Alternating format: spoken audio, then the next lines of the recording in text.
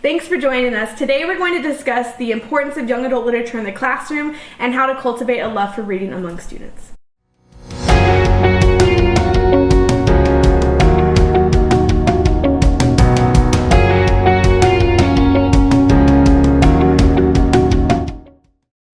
Welcome back to the Brewing Literacy Conversations for ELAR Educators podcast.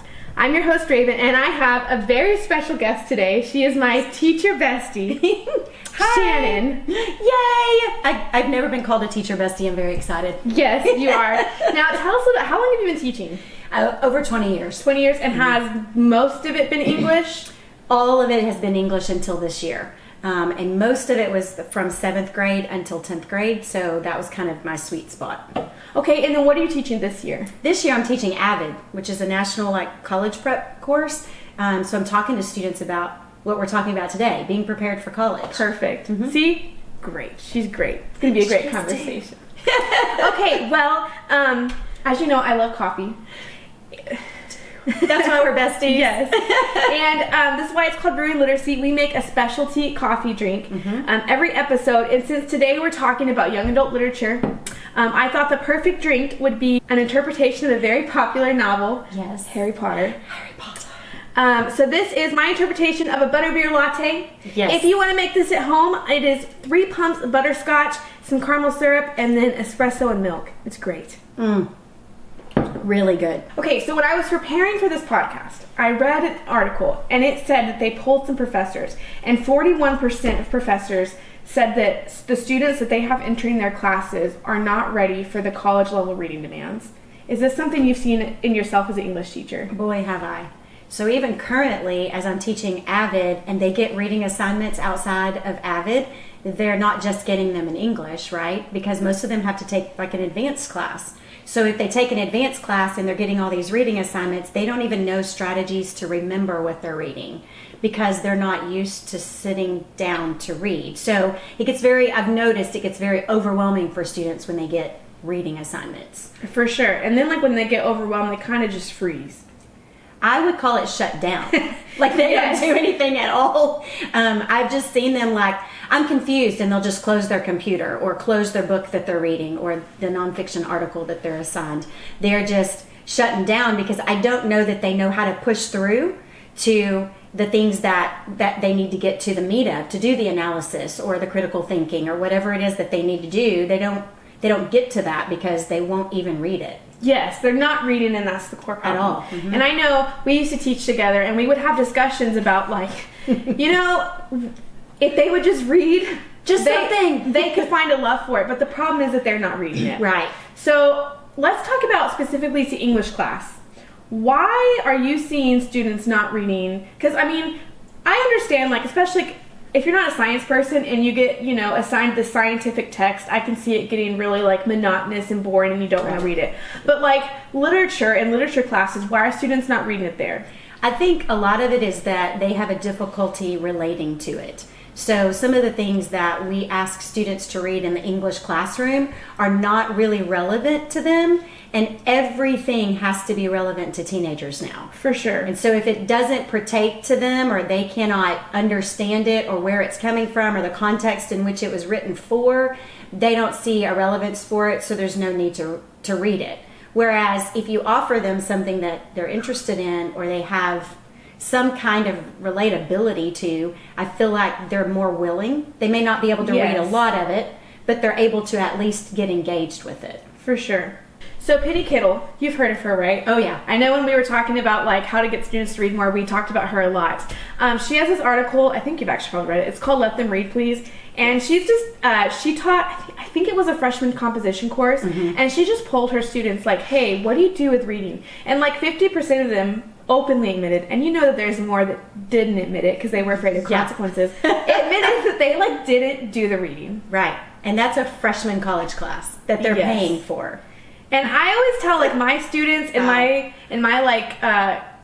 developmental writing class that I'm teaching that, hey, the habits that you had in high school, those don't break easy. Right. So if you turned everything in late in high school, you're going to have to work really hard. It's not like an overnight switch. And I think it's the same with reading, right? So if we set them up for failure because we don't push them to read in high school, well, then now they can set the same precedent by not reading in college. For sure. So I've been trying to talk to students ever since I started teaching, after I was out for a while of education. And when I came back about 8 or 10 years ago, I would talk to them over and over again about what you just said. Like, why are you not turning in things on time? And it was pre-pandemic. Like, why are you turning in assignments late, teaching honors classes? Why are you not, fulfilling the assignments?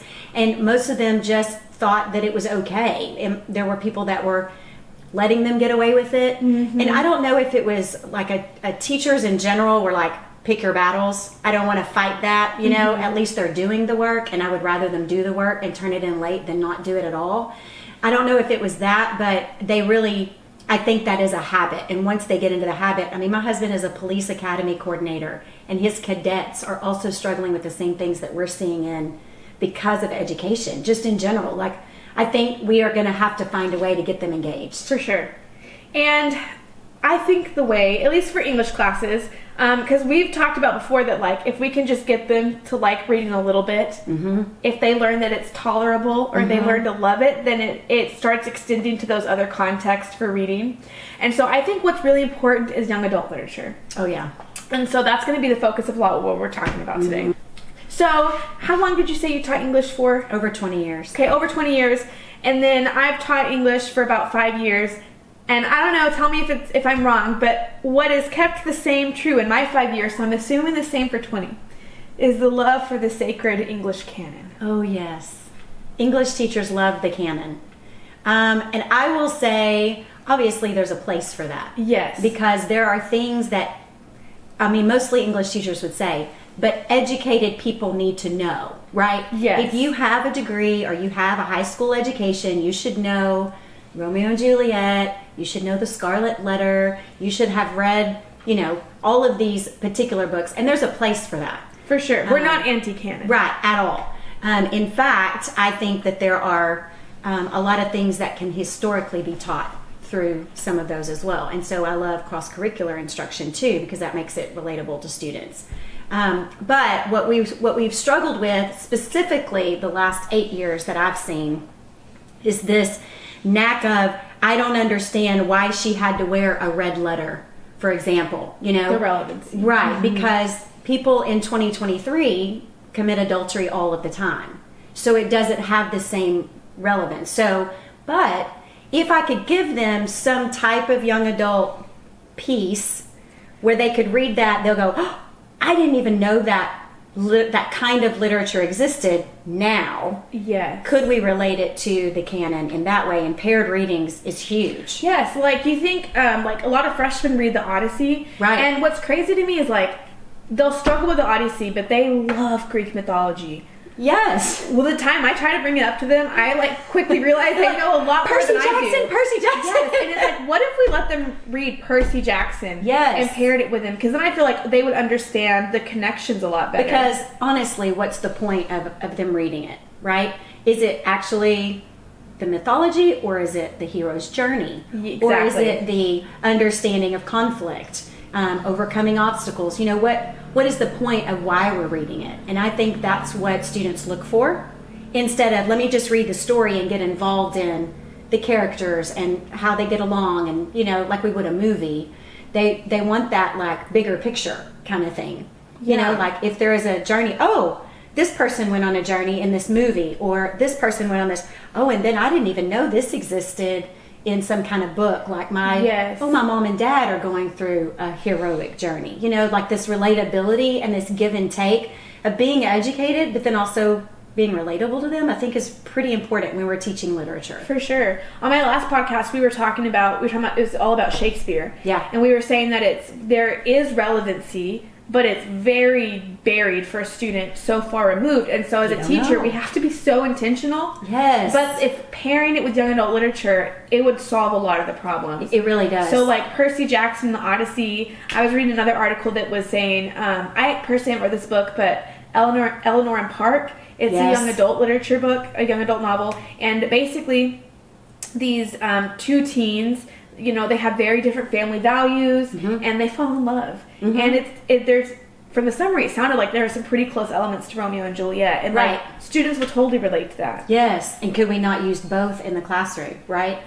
Because I do think, like I said before, it's important to have the understanding of the classical literature pieces. Yes, like, we're doing them a cultural disservice not to. because when they get older, like what I've experienced, you see it in movies and TV shows and things that are like, oh, that's from this because, Romeo, wherefore. If you don't know that, you're kind of lost, So just having that basic education, I think, is good. But I'll be honest, like growing up, I was an English teacher and, I chose the English profession because I didn't love to read. And part of it was probably because I wasn't good at it, I don't think that I ever, somewhere along my elementary years maybe have missed some things.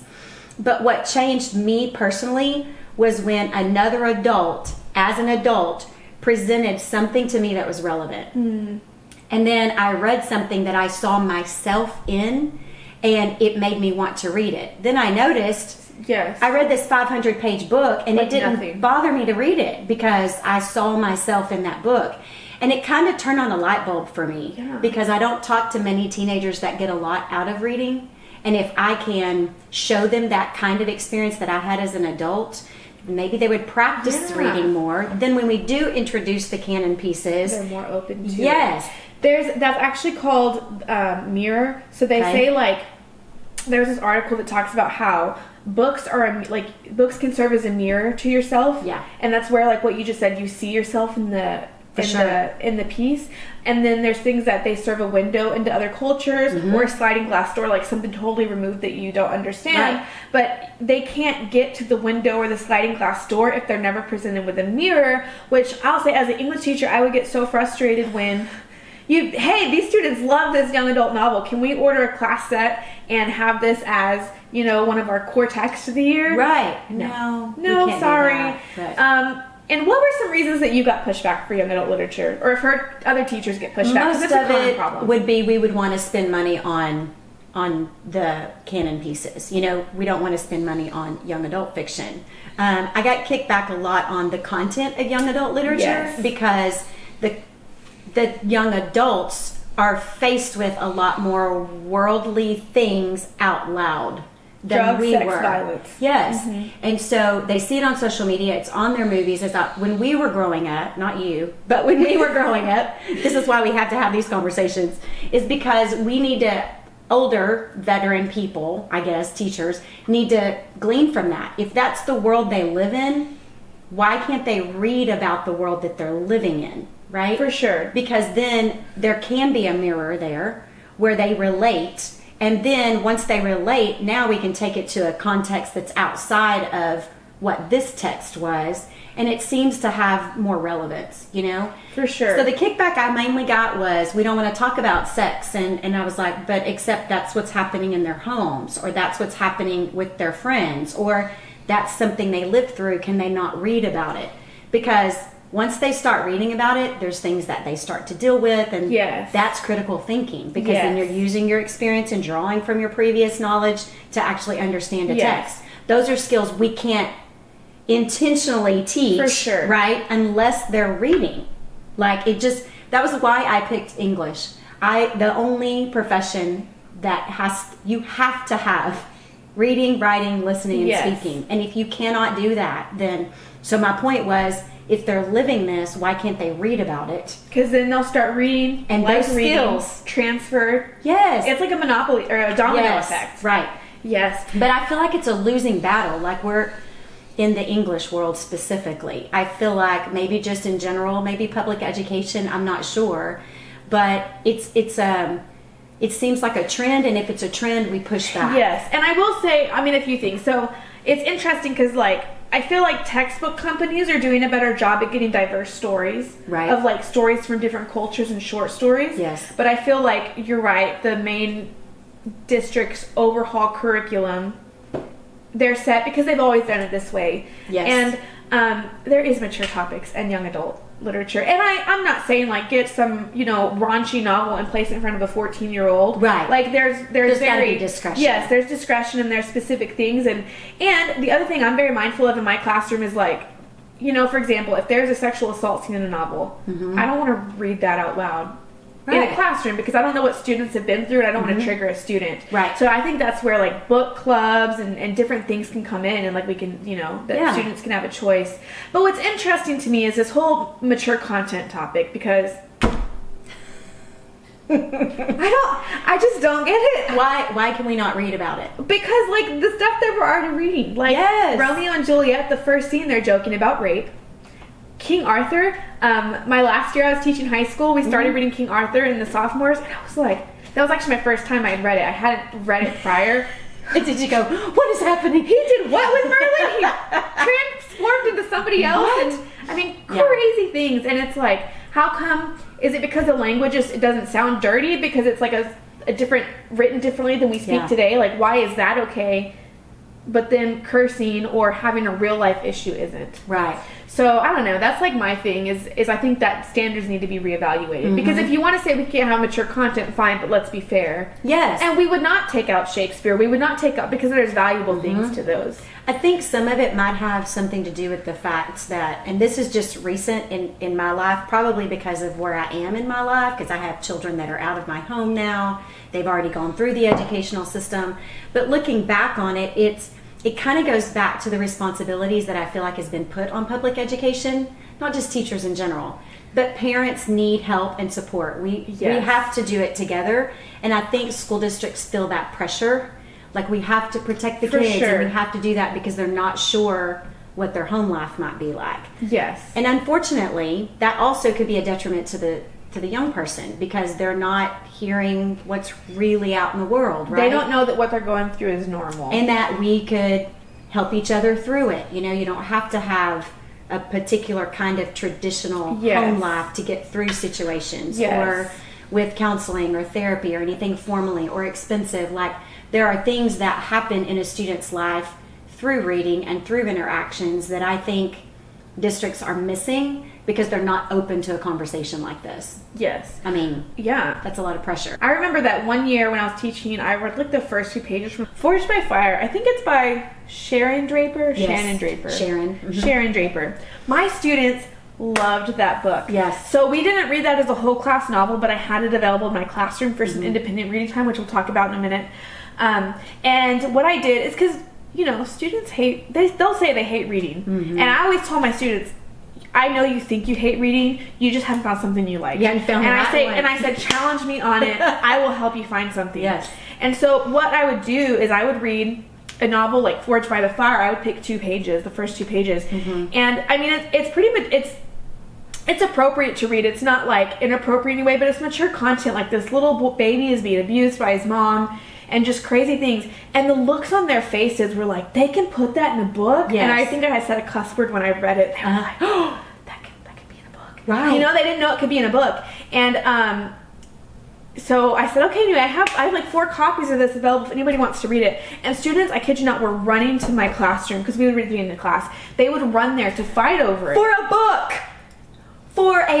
And I was like, they want to read that? Yes. Why would we not let them read it? And right? and it made me wonder, like, maybe it might be therapeutic for a lot of them if they're going through something like that, or maybe they have a friend that's going through something like that, and it just helps them make sense of it. Or they're even just in our culture now, and I agree, there might be discretion that has to be used in different school districts, for example. So I've worked in 5 different school districts, and there are some books that I've previewed or read about that I think might not be for this school district, but man, this other school district, because we worked in the same school district, and I taught Forged by Fire to people who don't know how to read.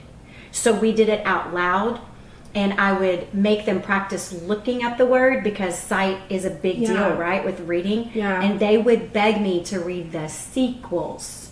Aww. And we had critical thinking discussions and executive functioning skill discussions. Why would a character do this over all this? From young adult literature. All from that one little book, because they were interested and they could relate. Not that it necessarily happened to them or anybody they know, but they're on social media. They've seen it, right? It's current. And the way it was written, because she has a way of being gentle about it, right? I loved it. Beautiful. Yes, because it still was real, and you could tell what was going on, but it wasn't she hard didn't to tell read. you. Yes, she didn't tell you what was going on. And so I think there are a lot of young adult authors that are approaching these difficult situations in a different way than the authors did in the canon. And probably years from now, these will be the canon because they have such critical discussions that can spur from that, you know? And I think a common misconception is that young adult literature is just for fun.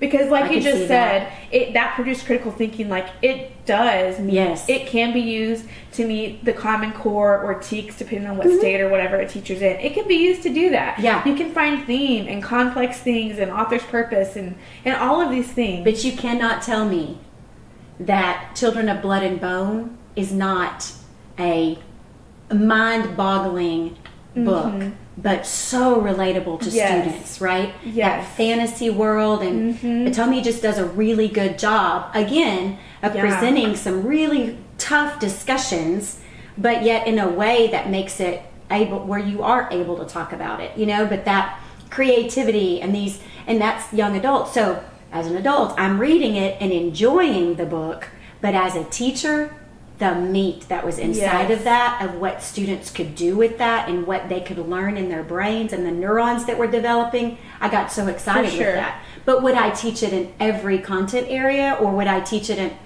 I could, but I think it has to be evaluated, right? Yeah. Which is where teachers come in, trust us to do our jobs. And you've done like book clubs in your room, right? Yes. Yeah. How did that go? Because did you use a mix? Didn't you? Because I remember, didn't you have like the canon text? So our school district encouraged us to use the canon, obviously, and of course, as an English teacher, I want to use those pieces. There's great pieces. Absolutely. So what I tried to do was do paired. So it was pretty intentional on the front end, but if you spend enough time as an instructor figuring out the ideas and the themes and the context of what you want to teach in a novel, and you pair it with another novel, the same themes, the same ideas, like I literally gave this same assignment to every group, but they were all reading a different book.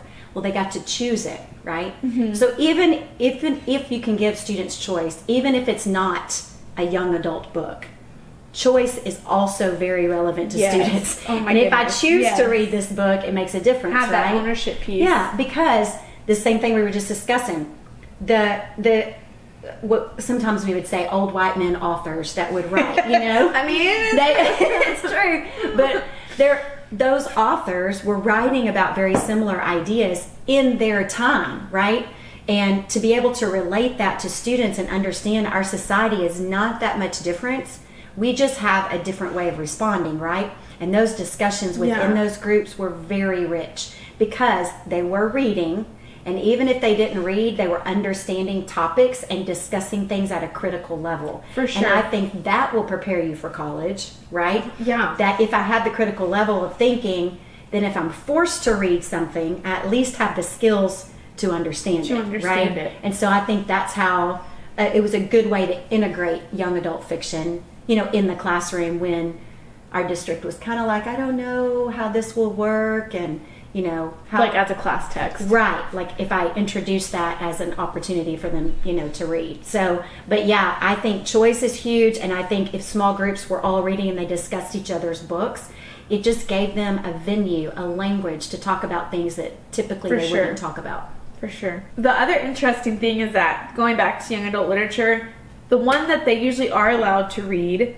and although now it's kind of canonized, The Outsiders by S.E. Hinton. Yeah. And I can, students, hey, did you ever read the books? No. Oh, wait, except The Outsiders. I love that book. Stay gold, like, Pony Boy. Like, you know, but they love that. And it's like, why is that the one that they say they don't have a problem with? Right. But it was about teenagers. Yes. So, like we discussed, a big issue is teachers, a lot of places don't have the say to input this into their curriculum, young adult literature in their curriculum. And like we said, we're not anti-canon. No. I love teaching Shakespeare. I love teaching The Great Gatsby. Yes. I love Scarlet Letter. Like, I love those books. But like we said, sometimes the student's relevancy, it's just so far removed, and they just need something to help them realize that they can read, and it's not the end of the world, and it's actually enjoyable, and then they want to read those longer things. Right.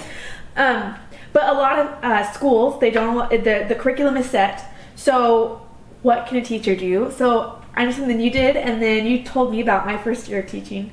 she was my mentor teacher. She's great, by the way. Was having independent reading. So I think that this really is, honestly, I think it's the beautiful solution for teachers who are tired of apathetic students who don't want to read. Mm-hmm. I think it's the solution. Now, I think it takes some setup and very intentional things to do, but I think it really helps them. Because at least for me, I had students over my first year. After we did that, they eventually bought into it. Yes. And at the end of the year, after their STAR test, I had a student come up to me and say, hey, I've never read the passages in the STAR, but I just want you to know this year I did for the first time. And I 100% think it's because they had gotten used to reading for a sustained amount of time in class. So what does independent reading look like in a high school English classroom? So I think you have to have, and I was taught this, so because I was at a point in my career where I was like, something I'm not, you said mentor teacher, and it's really me just sharing what you're teaching me. You know what I mean? Like, I remember struggling so much, and our curriculum coach introduced the idea and said, have you ever given them class time to read? And I was like, well, yeah, we reread novels and whatever. And she goes, no, like on their own, pick their book and let them read. And I was like, no, what does that look like? So what I started with, and it does take up front loading, and it also takes practice, classroom practice. And with my low level kids, it took a timer. So, and I would just tell them, we're going to read for 3 minutes today. Mm-hmm. And they would be like, 3 minutes. And of course, a lot of professionals would be like, 3 minutes. Like, but they're on TikTok and they're on Instagram. They're not reading. Yes. So when you say 3 minutes to them, it doesn't sound very long, but 3 minutes is a long time for a non-reader to read. And so, and then we would build up. And I wouldn't tie them to a book. I would say, if you start a book, because we're not testing on it, this is just for fun. If you don't like it, put it back on the shelf and get another one. And we would book talk books so that they would understand the content of what books were offered. I offered canon pieces plus, because there are academic students who love to read and they want that, and they desire that. And so I wanted that for them, but those students said, and similar to you, I wanted to keep doing it because I had this one basketball player as a 9th grader who had never, he told me, since kindergarten, I have never read a book from cover to cover. And I had given him, and we were at 7 minutes. We had worked up over the months that we were going to read for 7 minutes. And he's like, please, miss, please, every day. Can we have 2 more? Can we have 2 more? And and I was like, I don't know. You begging to read is like, but it was like a new strategy in the classroom. Yeah. It was like, I would go, I'm not going to, acting like I'm going to, but on the inside I was like, they are asking to read. And it was because he found a book about a basketball player. And at the end of that, he slammed the book down and it was completely silent in the classroom. And he was like, I just read a book. And I was like, and that year he passed the STAR test as well. And you would think he was reading a young adult fiction book. What would that have to do with passing a state test? Confidence. First of all, and he actually learned new vocabulary that he had not seen, right? So that's a strategy. He's actually understanding things in a new way that he had not, because he read it from cover to cover. So then you could see the end result of character development or plots or how the setting plays into different, without me teaching it. They are doing that themselves. And so independent reading to me is huge. For the on-level and higher, I really think independent reading is magic because they suddenly discover, I'm not tied to a book. I don't have to finish it if I don't like it, which is a lot of times they're forced to in an English classroom, right? Yeah, I would say you're not married to it. Yes. And then they would come with their own terms like, I'm divorced in this talking, or I'm married in this book, or right. I put a ring on it. I'm going to go second date, miss. But they would say that too. Yeah, and I loved that about it. And they started having, because they were reading all different things, they had started having their own academic discussions that they didn't even know were academic discussions. And that really stirred my heart as well. I got them talking about a book. Never in a million years, it's so... Yeah, it was really so relevant. hard. Yeah. So did you notice any changes from when they started, they bought into the independent reading to the classwork? When you were reading a text, as a freshman when we were reading Night or Romeo and Juliet or a short story. Yeah. Was there did it affect anything there? So there was a lot of them that I would see somebody in class, mainly in my honors classes, right? But I saw it a couple of times in my on-level classes. They would be like, Miss, isn't this like so-and-so and blah, blah, blah? And I would be like, they just used previous knowledge, And I was like, oh my goodness. It was like an accident. You know what I mean? Yeah. That I was teaching that intentionally, but not. So I did see a lot of that. And I also saw a lot of students be more willing and open because they knew that in that classroom, they were able to be open as well, right? That's important. So, yeah. And I think having a literacy-rich culture in the classroom helps. When you walk in and you see all these really cool books sitting around, that are not just young adult, but they're all valuable to our language and to our growth as academic people, right? Like themes and ideas and all of that, like discussions that when you walk into a classroom and you see all of that, that changed for them too, because they would start, have you read this? Did you read this? And I was like, again, I get excited about that because I didn't have that when I was a student, in school. And so I think over the time, I saw just a desire to pick what they read. So student choice, again, was a really big deal. And I think just their openness to now I'll read this one. And so I think those were the changes that I had seen through independent reading and choice, like letting you pick what you're doing. They started enriching the classroom themselves. So now they got buy-in. For sure. And that's the starting point. Yes. Bought into it. Okay, so if a teacher is wanting to get started with this, what advice do you have for them? Like, for example, my advice, I always tell teachers, some people disagree with me, but I say don't start this on the first day of school because you have to have my students have to trust, in my opinion, have to trust me enough to say, hey, when I say we're going to do something, we're going to stick to it. Yeah. On the first day, there's not that relationship there, so they don't know. True. So what tips do you give teachers? I do kind of wait a little bit. I used to do book talks quite a bit and be like, in about 3 weeks, we're going to start this and you're going to get to choose. So I just wanted to show you some of the options. And then you read, like you said, a couple of pages of Forged by Fire, and you're like, there's books like that? Did no idea.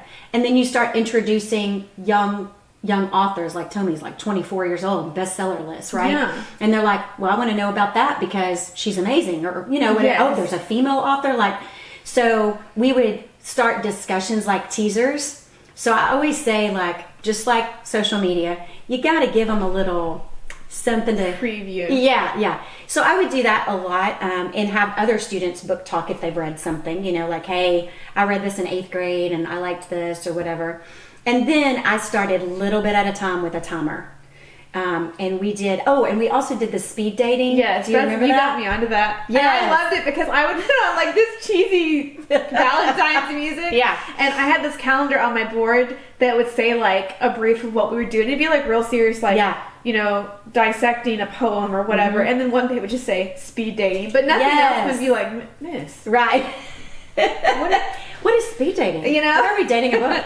Well, and that was a strategy, right? So we also would do book tastings where before they chose a book, let's see what's in here. Let's see what's out there, right? So we would combine things. And I totally stole it off of other teachers that are doing this well, right? So I don't know, I probably saw it on TikTok, and they would set up their classroom in a menu, and we had different flavors of Hershey Kisses, and we would pass a book and then rate it and then try that particular Hershey's Kiss and evaluate if the kiss was good or not. Do hot cocoa one or the birthday cake one or whatever, and it got them aware of what was there. And so I think I kind of marketing in the classroom, I don't know. Yeah. So that would be a tip that I would say too. Exposure to what is out there, including the canon, because some students want that, and they like historical fiction and they like science fiction. And I think if we cover all of that for students, then they choose well, they're gonna practice. For sure. And if they practice, they're going to get better at it, which is what happened to me. Yeah. Right? And so that's what I wanted for students. Yeah. So were any grades tied to your independent reading?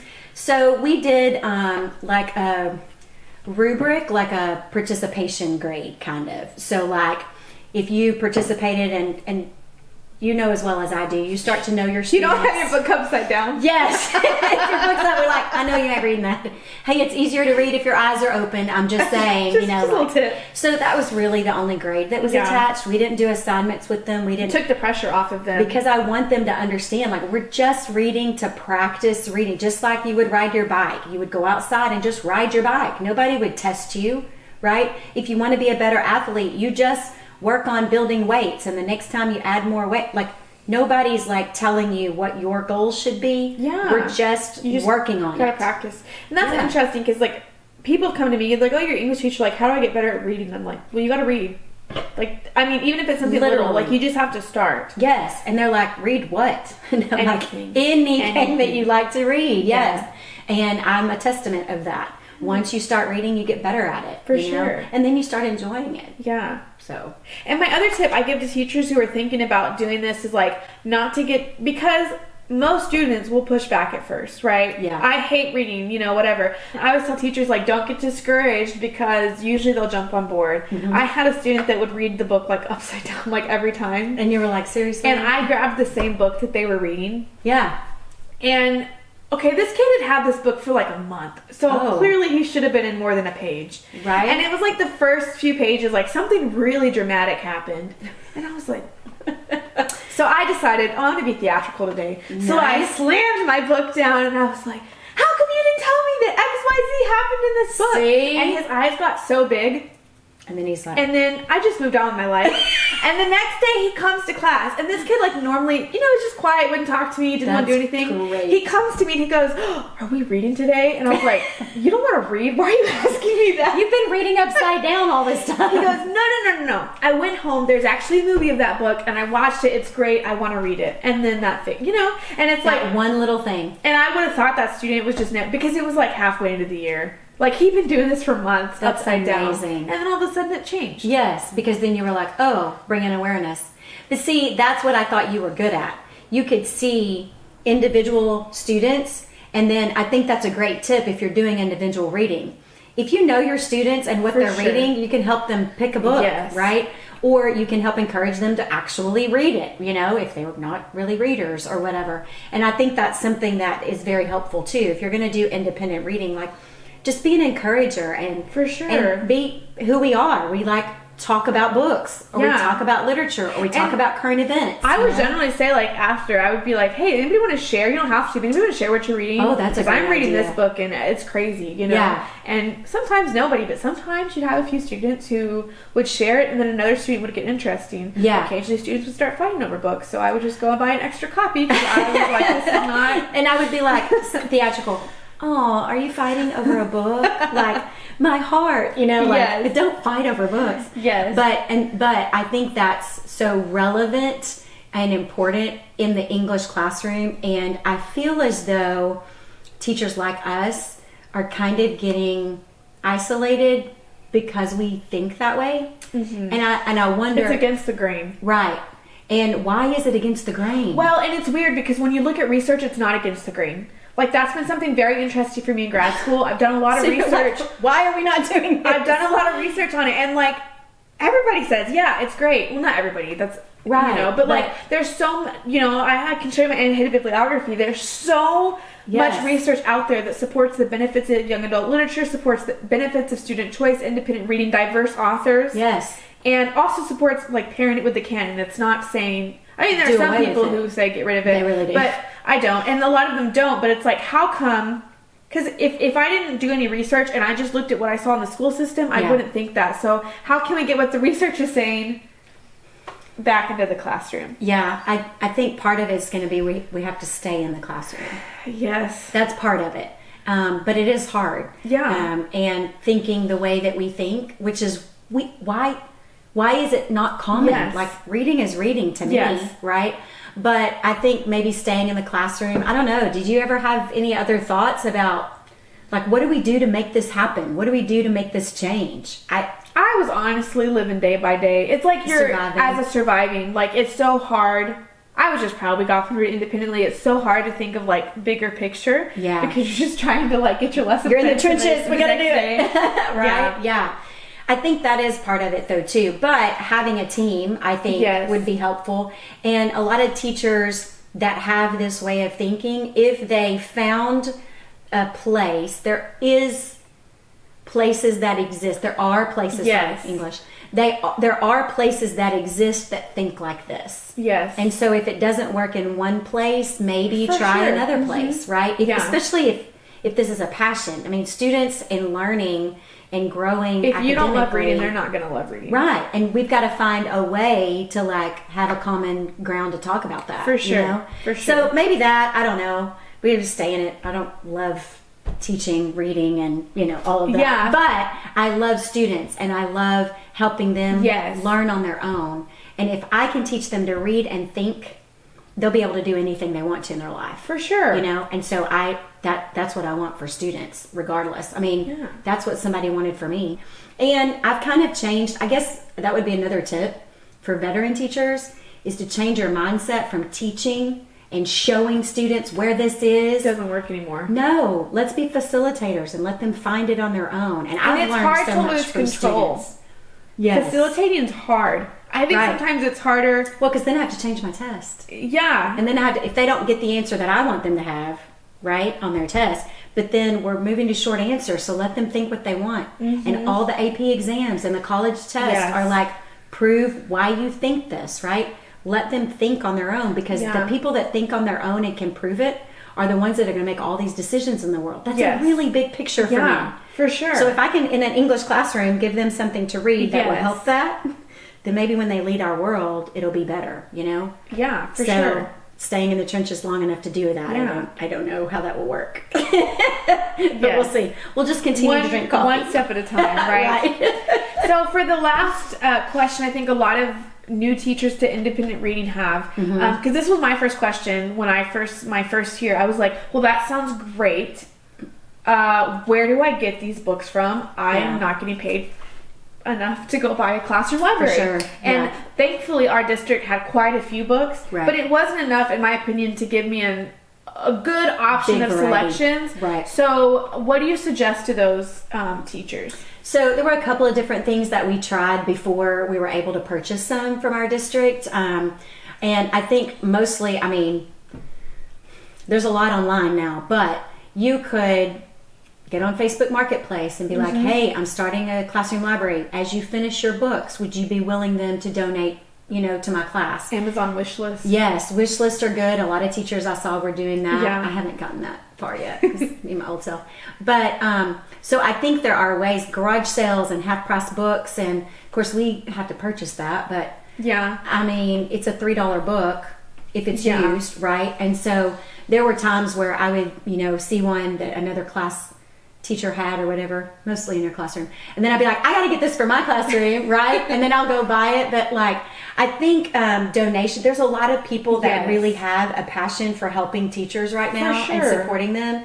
So I think just letting people know the need, and then actually it'll take a while. It will. And during that time, and this is what I did, the library becomes like your best friend. I just went to our school library, and one day I took my conference period and I grabbed anything that looked remotely interesting. It was a lot of books, and I had to write down the number because I was afraid like a book was going to get taken. If you worked in a school district too that has like the school district that I'm at right now doesn't have a lot of books. Right? Because they're more it's online. Like But like, it took me no time to go, hey, how many of you have an Audible membership, right? And they're doing online books. Like, if you say that to a parent, some will fund it, you know, for them. And although I'm an advocate for the actual book, I just think in this day and age, like, that could be an option as well. For sure. So to give them a choice. So Audible, electronic. Some students bring Kindles. The library, they get a bunch of books. You can check out a bunch of books from the library. We'll have YouTube readers online that will garage sales, Amazon, things like that. And then students can always bring books from home. True. And the other good thing I forgot to mention earlier that we did that I really liked, because we talked about that some young adult books, which not all of them were young adult, but a lot of them were, have very mature contents. To kind of cover ourselves, we would send a letter home to parents that would just state basically, hey, we're starting this independent reading thing in our class. The student is allowed to read anything they want. I have a selection of books. You are more than welcome to send a book with your child, please have a discussion with them about what they're And we reading. were lucky that way because we didn't have to say specific titles. Yes. But I would send I feel out- for those teachers and those districts that are like, oh, are we doing can't read that. these things. But it could be just keeping the parents aware, having a relationship with the students where they're talking about what they're reading at home, I think is helpful. But yeah, that letter I think helped us a lot, and it made our parents aware. Our families were like, oh, they're letting the students read, you know? And so They were like, I don't care what they read. Right, let them read. Yes, for sure. And I think even now, like the district that I'm in now would be really open to that if they were, just because I think parents are just, they're learning too, like, oh, we should have read more when we were growing up, you know? I would have been a better productive citizen in general, you know? Yeah. Like I'm even thinking politically now. You don't hear about all the candidates, but you can read about them. If you know how to research them and read about them and then think critically, you're going to make the best decision, right? And we live in a country that allows us to do that. Yes. So I'm like, and it sounds crazy for me to go, that starts with independent reading. It really does. And I think that's where the whole issue lies with people who disagree, because we see that it starts with something as simple as giving them a book that provides a mirror experience where they enjoy it. So a young adult novel because they're a young adult. Right. But everybody else see, no, we need this end goal of this and critical thinking, all this. Well, it starts here. Yep. And it's going to lead up to here. And that's why we got along when we were besties, because we understood that. Yes. Yes. So we talked about a lot today. Thank you so much for being here. Thanks for letting Thank you me. for being my teacher bestie. And thanks for the great coffee, too. The besties for the besties. Yes, to all of our ELAR friends, may your lesson plans be strong and your coffee be stronger. Cheers.